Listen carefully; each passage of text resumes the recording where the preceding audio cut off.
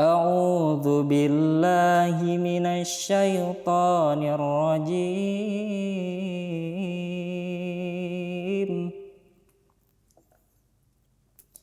Uhilla lakum lailatas siyamir rafathu ila nisaikum hunna libasul lakum wa antum libasul lahun. Alimallahu annakum kuntum takhtanuna anfusakum fataba alaikum wa afa ankum.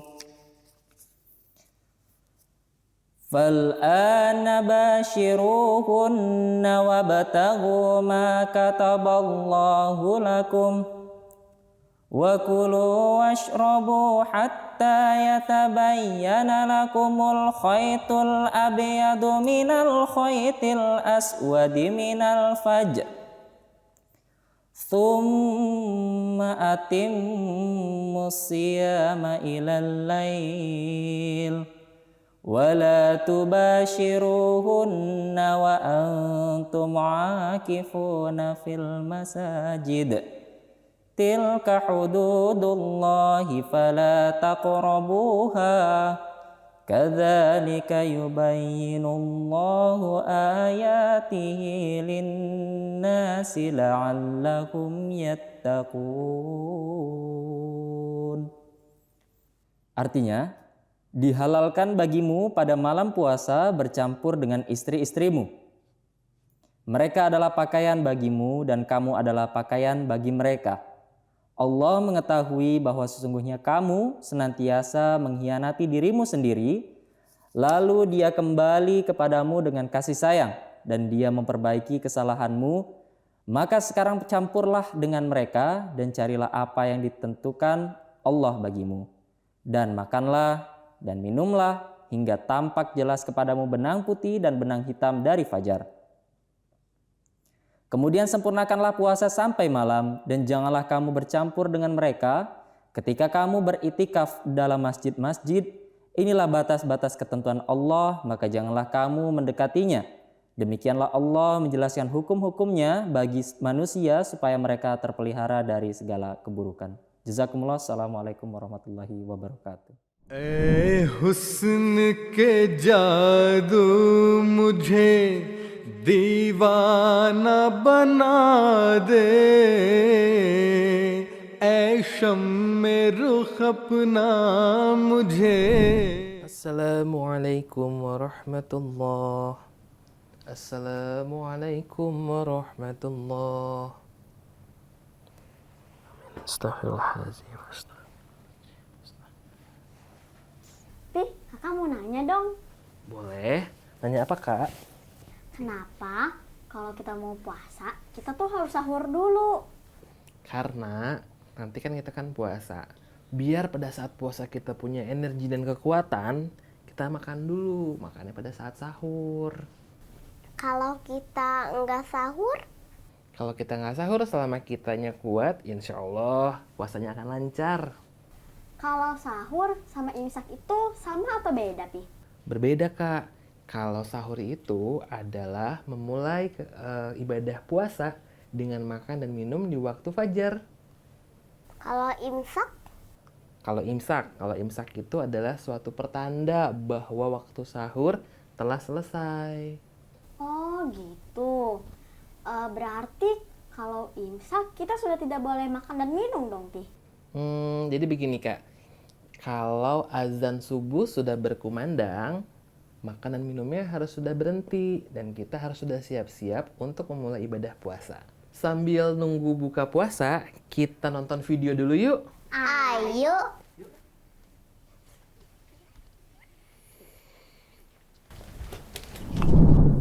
Bismillahirrahmanirrahim. Assalamualaikum warahmatullahi wabarakatuh. Pemirsa MTA yang dimuliakan Allah Subhanahu wa taala. Saya Dian Hairudin akan menemani Anda semua dalam program Keluarga Ramadan. Pada episode kali ini saya akan membahas tentang sahur dan imsak. Qala Allah Ta'ala fil kitabihil karim, a'udzubillahi minasyaitonirrajim. Wa kulu washrabu hatta yatabayyana lakumul khaytul abyadu minal khaytil aswadi minal fajri. Di dalam ayat ini Allah Subhanahu wa taala berfirman, dan makanlah dan minumlah hingga nampak jelas kepadamu benang putih dari benang hitam di waktu fajar. Ini terdapat di dalam Al-Qur'an surat Al-Baqarah ayat 188. Setiap memulai suatu ibadah tentu ada awal dan juga ada akhirnya. Tentu saja untuk memulai ibadah puasa seorang mukmin memulainya dengan melakukan makan sahur. Sebagaimana ketentuan dari firman Allah Subhanahu wa taala tadi ya, bahwa orang yang hendak berpuasa diperbolehkan makan dan minum sampai jelas nampak baginya benang putih dari benang hitam di waktu fajar. Selain itu juga Rasulullah Shallallahu Alaihi Wasallam bersabda, tasyahur fa inna fi suhuri barokah, bahwa bersahurlah kamu sekalian karena sesungguhnya di dalam sahur itu terdapat barokah. Ini terdapat di dalam hadis riwayat Bukhari dan Muslim.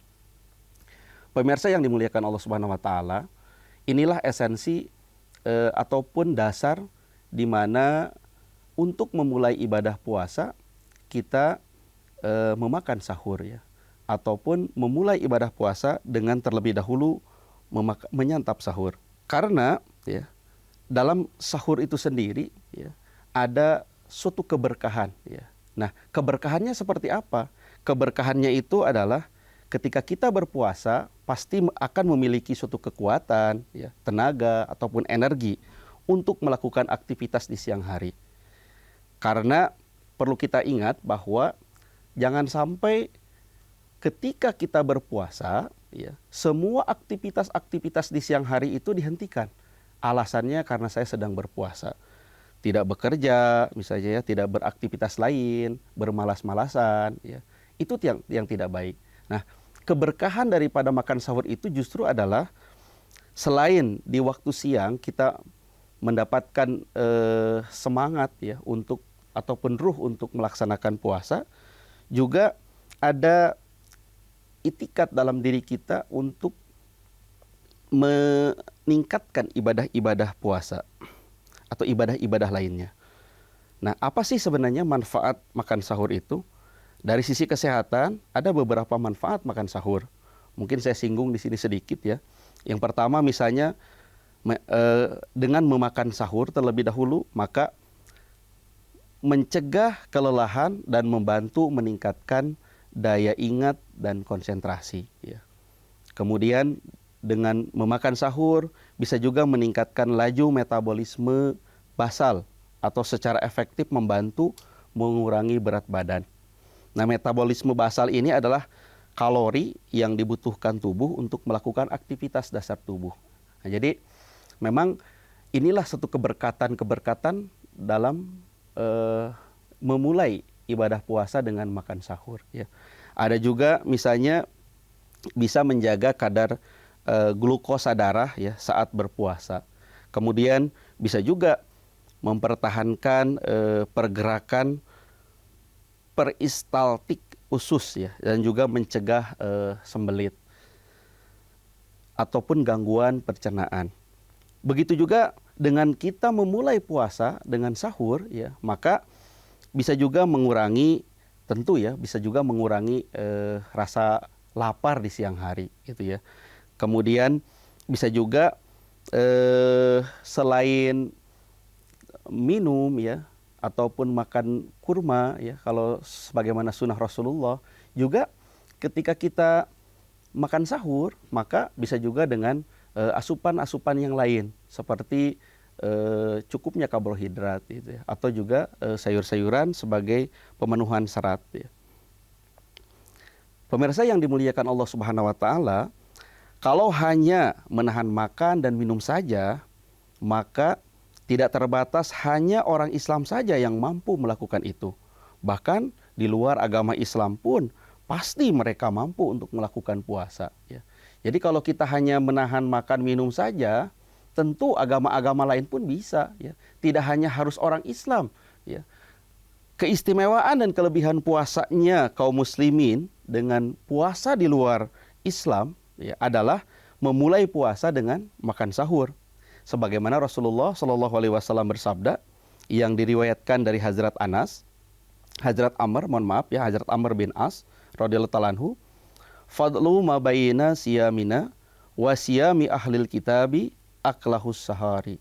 Ya, bahwa Rasulullah SAW bersabda, kelebihan puasa kami dan puasa ahli kitab adalah adanya pada makan sahur. Ya. Ini hadis riwayat Muslim. Jadi ini yang membedakan puasanya Muslim dengan puasanya non-Muslim.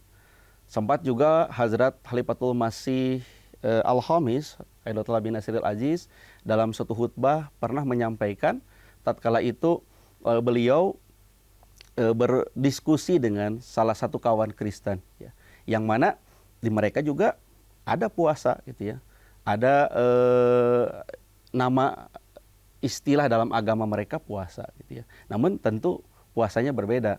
Nah, jadi sebisa mungkin kita juga untuk selain tadi ya yang sudah saya sampaikan, ya, untuk mencari keberkahan dan juga untuk sebagai bentuk bahwa puasa ini adalah, atau kita ini sedang berpuasa, maka awalilah puasa itu dengan makan sahur.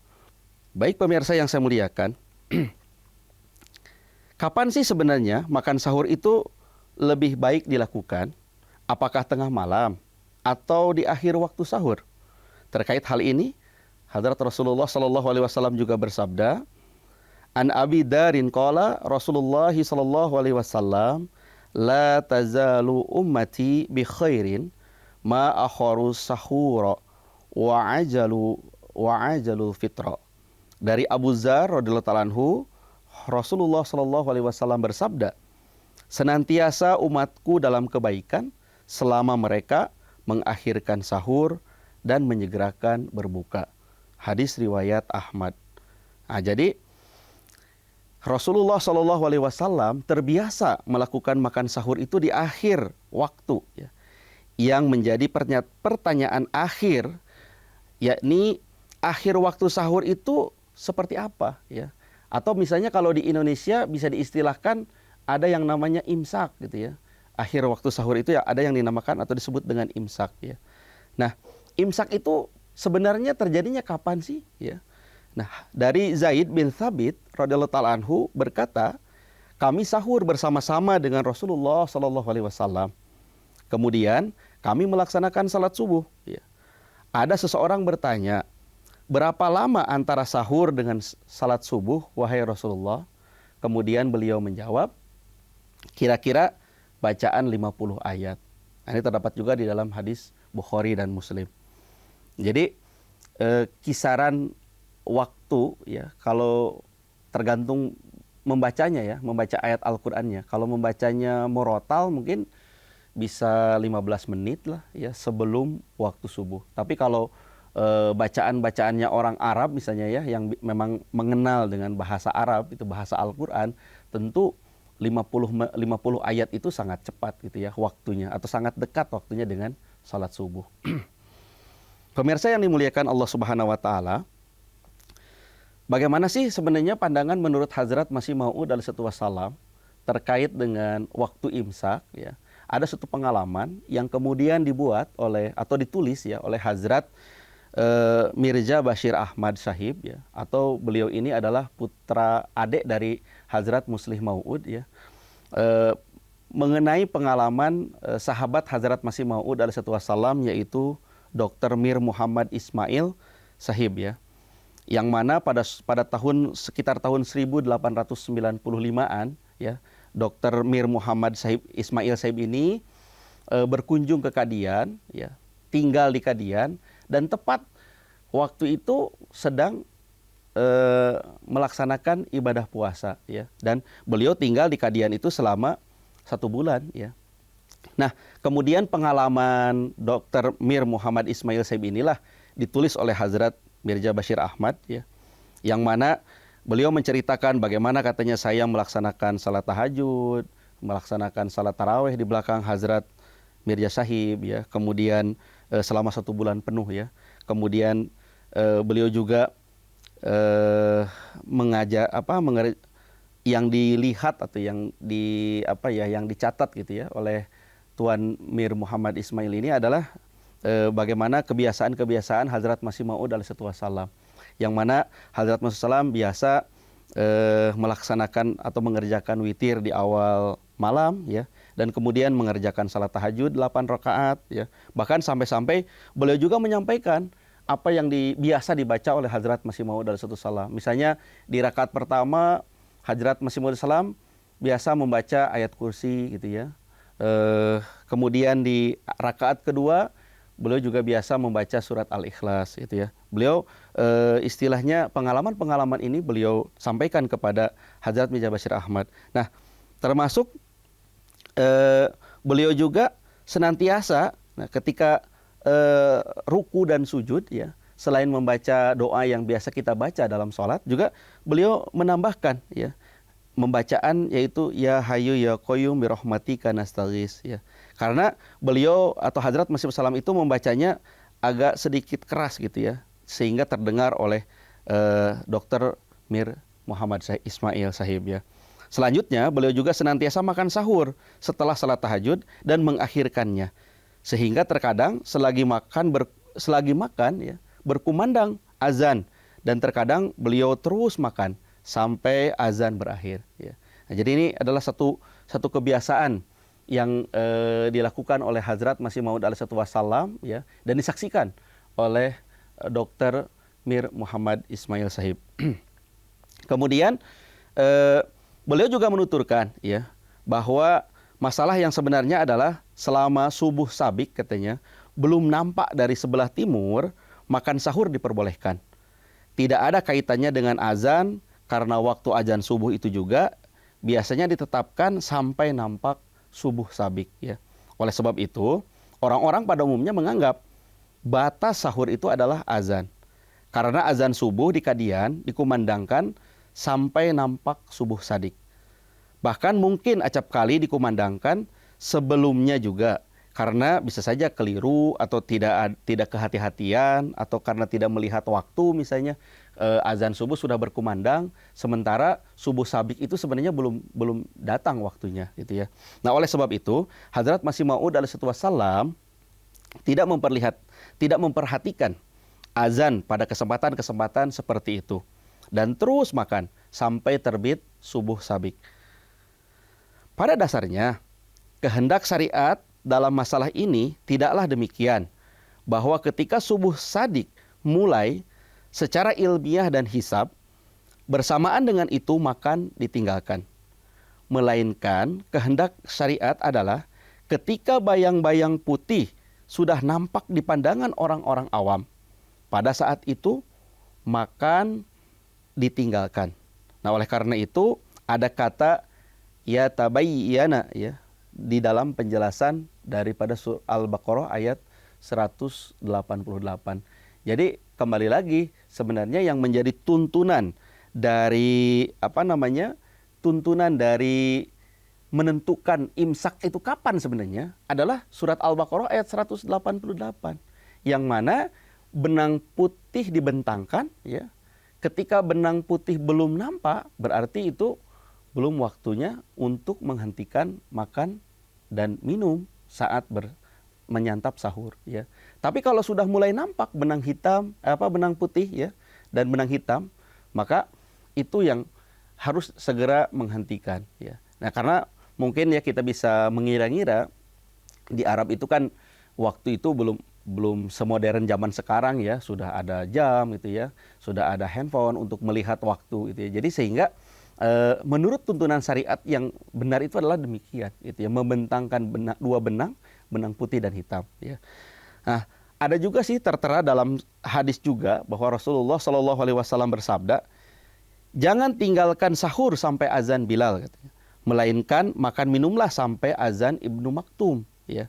Karena Ibnu Maktum tidak dapat melihat, dan selama orang-orang belum ribut bahwa sudah pagi ya, selama itu pula beliau tidak mengumandangkan azan. Ya. Jadi ini Ibnu Maktum ini kan tidak bisa melihat ya, sehingga ketika sudah mulai ramai orang beraktivitas, oh berarti ini sudah siang, sudah pagi gitu ya, sehingga Ibnu Maktum tidak akan mengumandangkan azan subuh. Jadi Hazrat Rasulullah Shallallahu Alaihi Wasallam sendiri berpatokan bahwa kalau kita ingin menghentikan makan minum, maka dengarlah Ibnu Maktum. Pemirsa yang dimuliakan Allah Subhanahu Wa Taala, mungkin agak sedikit berbeda pemahaman gitu ya dalam hal menentukan imsak. Namun demikian, apabila di suatu pemerintah tertentu seperti di Indonesia misalnya, imsak itu sudah ditentukan, sudah ada jadwalnya ya, maka kita mau mengikuti apa yang sudah diumumkan oleh pemerintah juga silahkan, atau juga mau mengikuti apa yang menjadi cara-cara Rasulullah Shallallahu Alaihi Wasallam dalam menentukan imsak juga silahkan. Intinya dalam syariat Islam itu adalah bagaimana yang bisa kita lakukan dengan mudah untuk diikuti, maka ikutilah dengan mudah, sehingga kita dalam beribadah pun tidak ada beban ya, tetapi ibadah itu serasa ringan gitu ya. Dan jangan khawatir juga bila mana waktu sahur atau waktu imsak itu sudah usai tapi kita belum selesai ya, maka sebagaimana baik itu contoh Rasulullah ataupun Hadrat Masih Salam, lakukan aja terus sampai makan minum itu selesai. Pemirsa yang dimuliakan Allah Subhanahu Wa Taala, demikianlah pembahasan materi yang bisa saya sampaikan pada kesempatan kali ini. Semoga dapat menemani ibadah pemirsa di bulan suci Ramadan ini. Amin, Allahumma amin. Wassalamualaikum warahmatullahi wabarakatuh. Gimana Kak penjelasan dari video tadi? Sekarang Kakak udah tahu kan perbedaan antara sahur dan imsak? Sudah Pi, sebelum memulai puasa, kita melakukan makan dan minum ketika sahur. Sedangkan imsak itu pertanda waktu akhir sahur. Alhamdulillah kalau Kakak sudah bisa membedakan antara sahur dan imsak. Alhamdulillah Pi, sekarang kakak sudah bisa membedakan sahur dan imsak. Alhamdulillah. Kayaknya sebentar lagi mau buka puasa deh. Kita siap-siap buka puasa yuk.